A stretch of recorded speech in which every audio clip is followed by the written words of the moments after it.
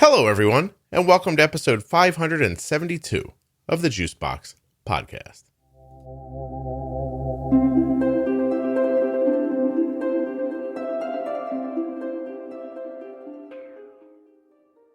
Hey guys, welcome back to another Diabetes Variables episode with me, I'm Scott, and Jenny Smith. Jenny, of course, works at Integrated Diabetes, and you can hire her if you'd like at integrateddiabetes.com.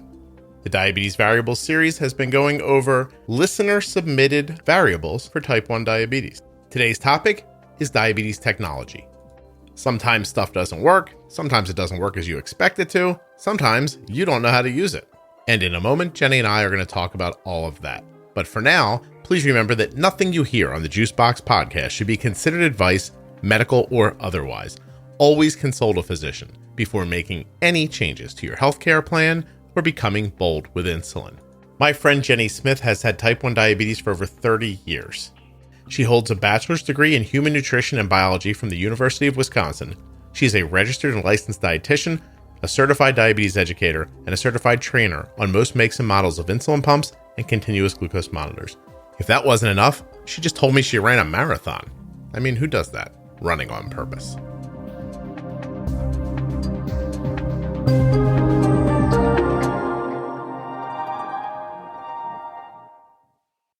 This episode of the Juicebox Podcast is sponsored by TrialNet. Are you wondering what TrialNet is? I will tell you. TrialNet is a risk screening for type 1 diabetes. It is available at no cost to the relatives of people who have type 1 diabetes.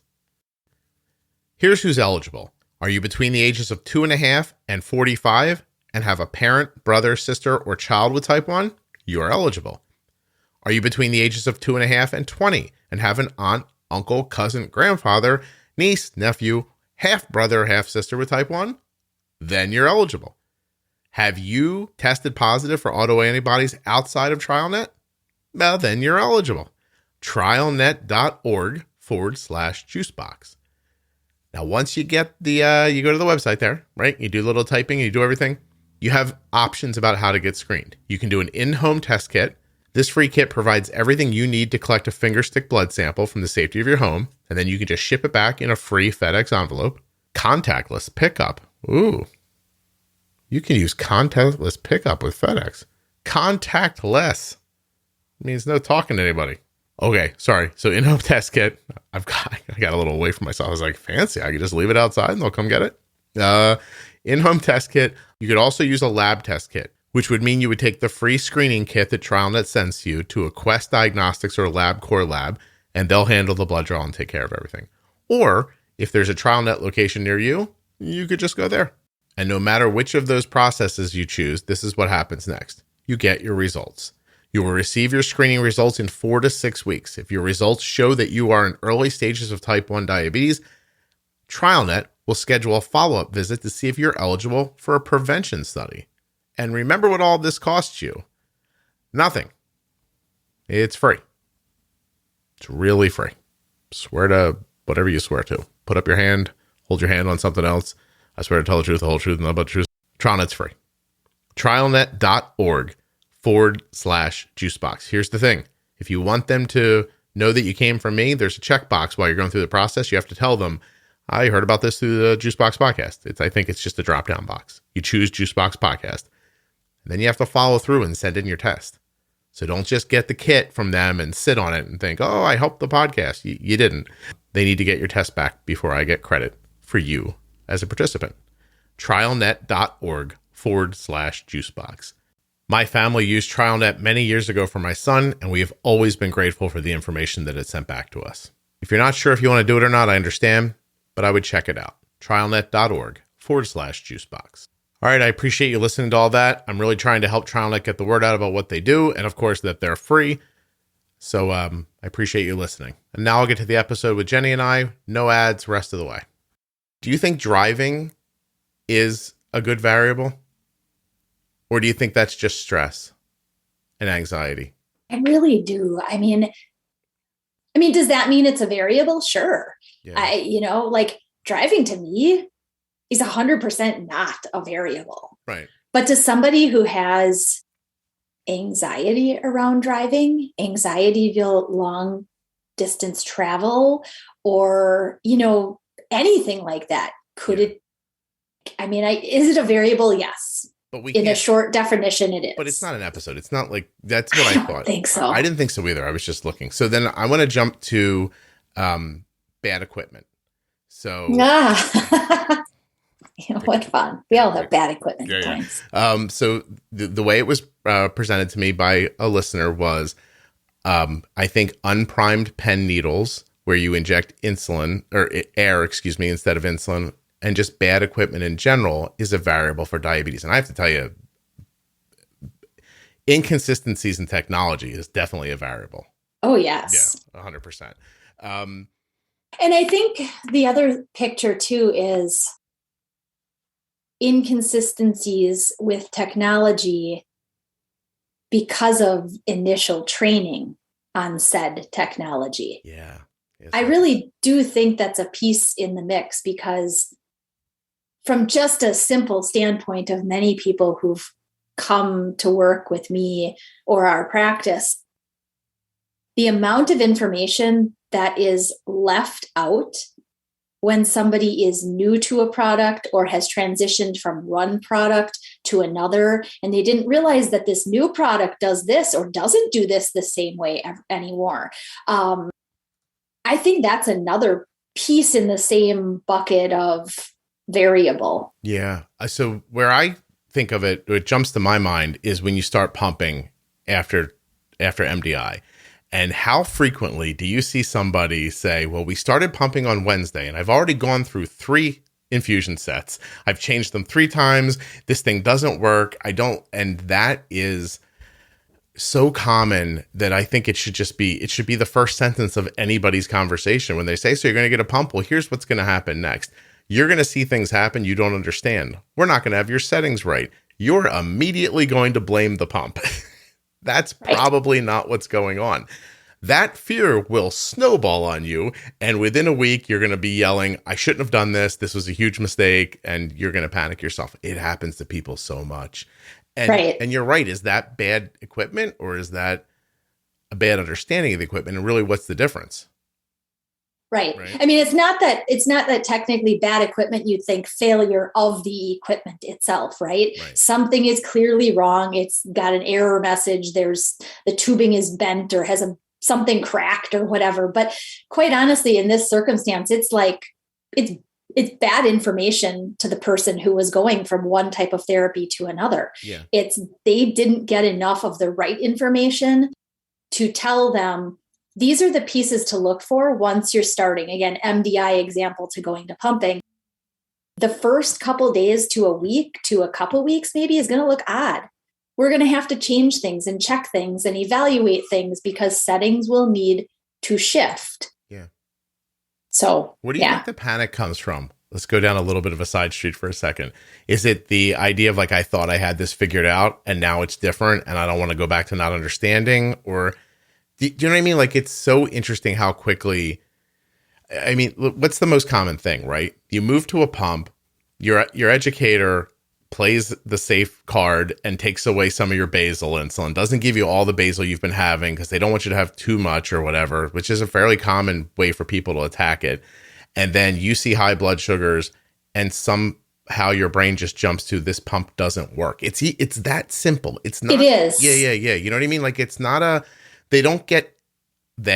a lot of people don't get real thoughtful about it. Like, I wonder how much insulin I was using before versus how much I'm using now. It's right to correct. This thing you handed me is what I remember last, and it's not working. And it's not working. And that's it. Like, it's just got to be panicky, right? Well, and I think it is absolutely. And it's kind of, as you said, you go from one, quickly you crawl the ladder of all the problems that it could actually be to, it's just the product. The product is bad. Clearly I shouldn't have done this. And I'm going to just go back to injections or to my previous management, plan.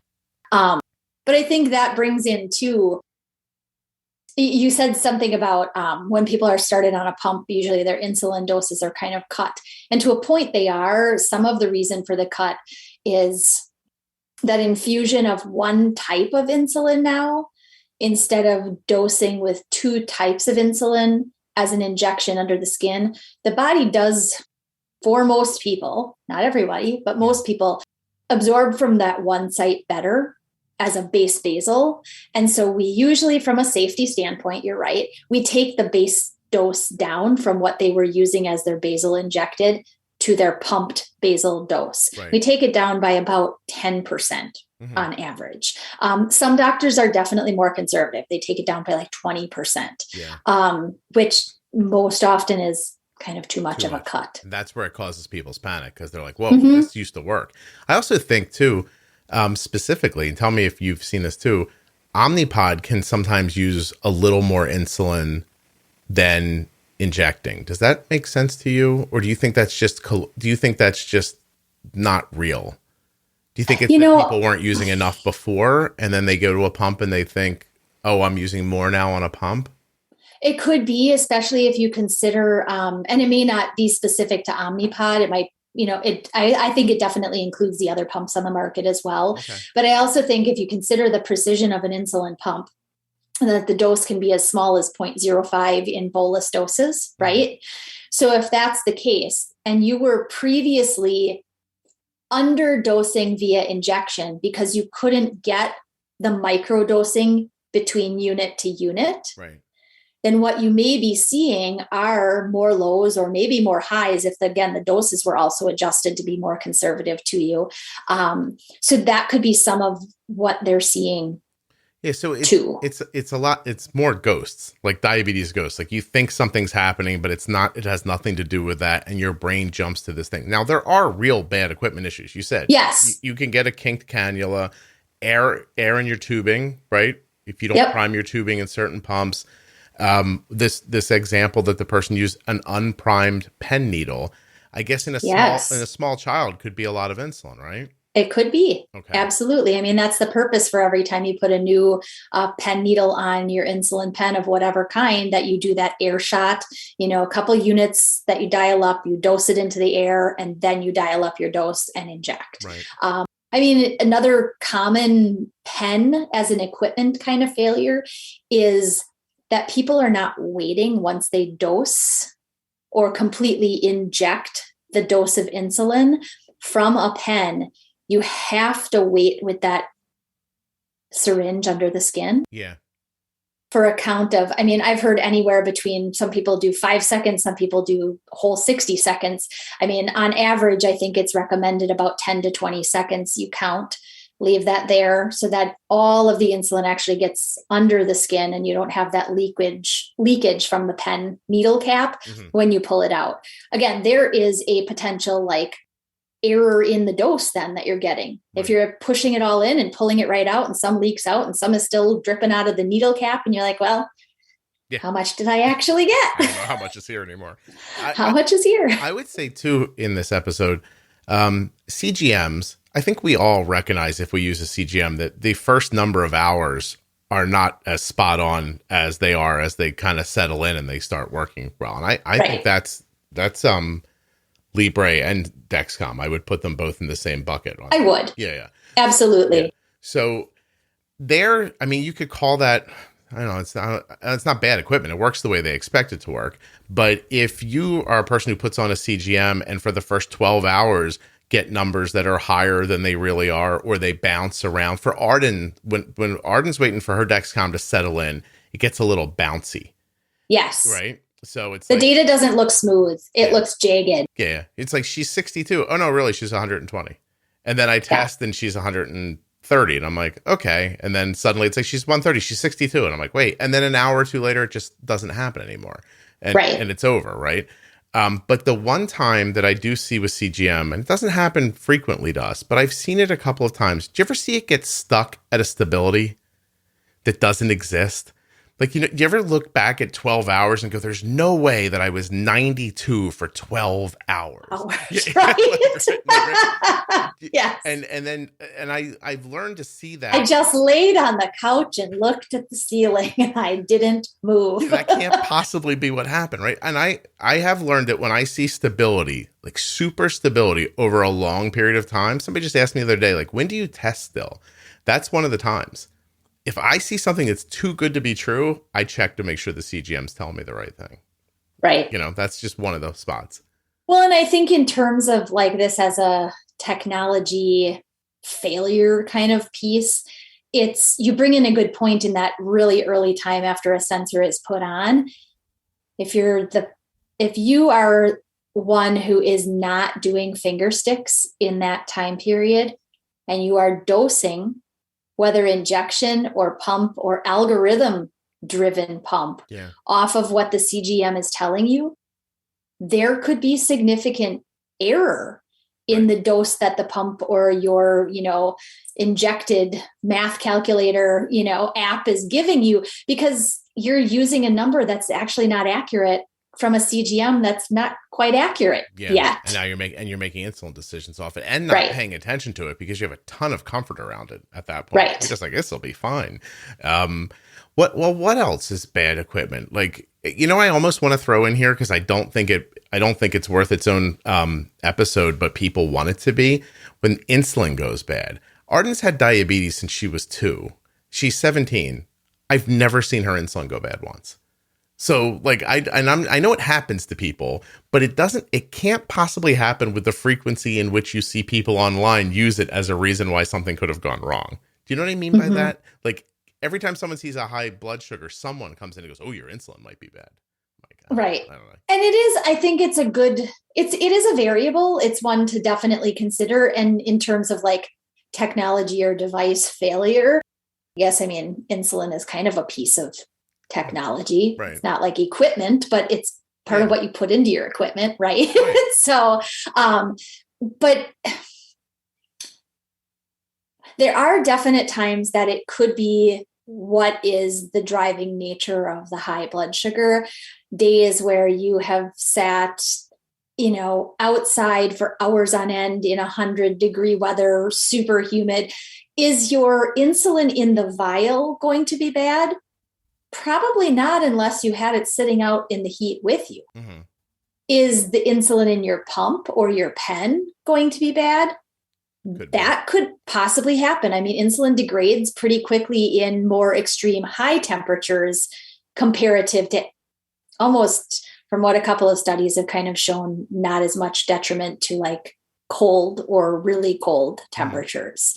So, again, consider high blood sugars hours after you've been outside really hot. Change the insulin in your pump and see if it takes care of the issue. But unless it's really a vial or a pen that sat out for a long enough time in heat, it doesn't magically go bad. Right. Okay.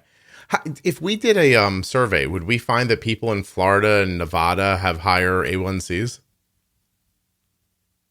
I don't know. I don't know. Yeah. I mean, if anything, I would think that maybe people in more consistently hot temperatures, maybe they are also those who change their sites more frequently.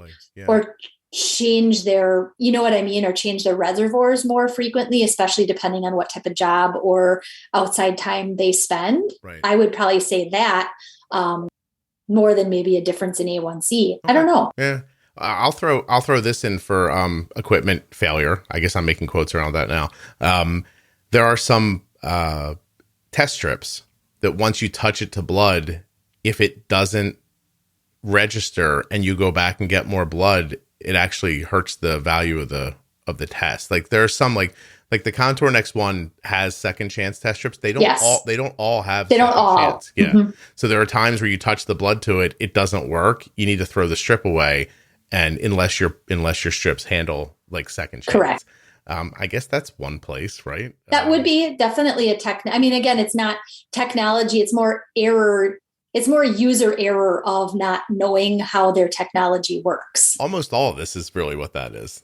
I mean, how many times online do you're like, "Oh, I see the problem here. You are the problem. Let me try to gently explain to you what you've done wrong." See, because there's no way for you to know. You know what I mean? There's no reason to feel badly about it. But and had they known, they wouldn't have done it that way.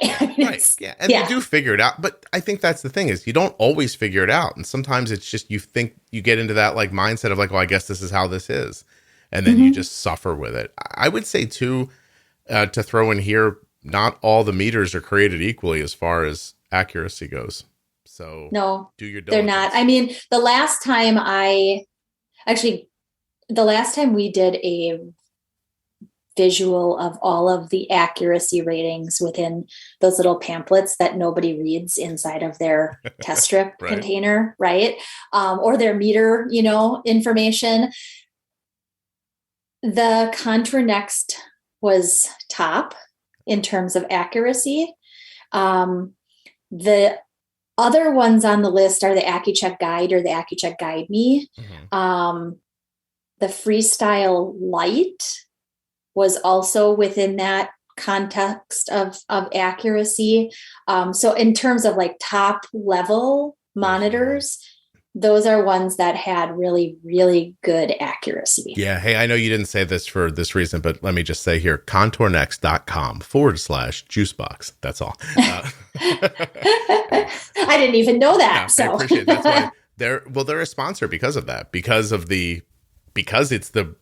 I got to the point where I felt like I kind of had my choice of advertisers around a meter. And I was like, well, I'm going with the best one. Like, why would I not do that? Yeah. So. And then as kind of a second to it, I would love to be able to use the Contour. I can't, my insurance does not prefer it, doesn't cover it at all. In fact, even if I wanted to use it, but they do prefer the AccuCheck brand. Mm-hmm. So I use the Guide Me, and I did have some test strips for my Contour as a comparison when I first started using it. Right. And I can say that from how the tests looked taken from the same drop of blood, they were very comparable. Cool. So from a standpoint of accuracy, that's... Yeah, I'm not saying you have to get the Contour Next. I'm saying but if you can, it's great. And if you want to support the show, you can. By the way, yes. Jenny, did you know that it's possible that your Contour Next One meter may cost less in cash than your other meters cost through your insurance? You should check out the link to find out more.